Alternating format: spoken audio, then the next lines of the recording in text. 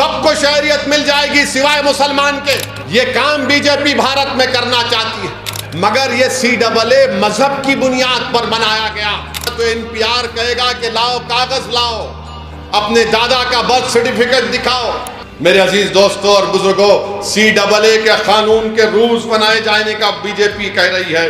मैं फिर से कह रहा हूं, CAA बनेगा तो ये आज बीजेपी ऐसे दुमछल्लों को तैयार करी है, इन चमचों को जो टोपियां पहनकर आकर बोल रहे नहीं CAA से कुछ नहीं होता। दीवाने, तू जमीर बेच सकता है बीजेपी RSS की चौखट पर, मर तो सच्चाई को नहीं छुपा सकता।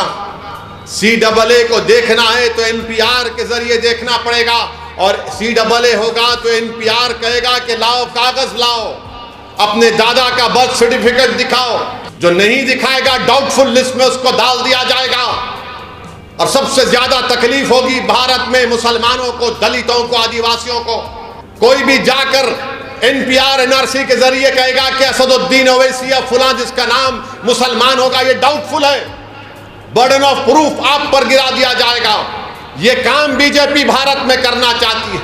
और ये लोग कहते नहीं कुछ नहीं होगा। अरे हम जानते हैं, CAA को NPR NRC के सामने रखकर देखना पड़ेगा। मैं भारत के मुसलमानों से अपील कर रहा हूं, देखो इन बातों को। मैं जज्बात में लाने के लिए नहीं कह रहा हूं, सच्चाई बयान कर रहा हूं।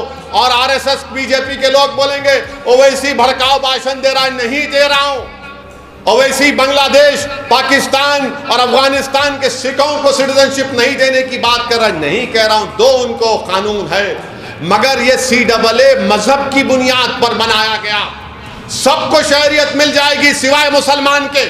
इसीलिए मैं कह रहा हूं आपको चौकन्ना रहना पड़ेगा। इसीलिए आपसे कह रहा हूं कि मजलिस से मुखालिफत, ये मुखालिफिन यही करना चाहते हैं कि CAA आ जाए।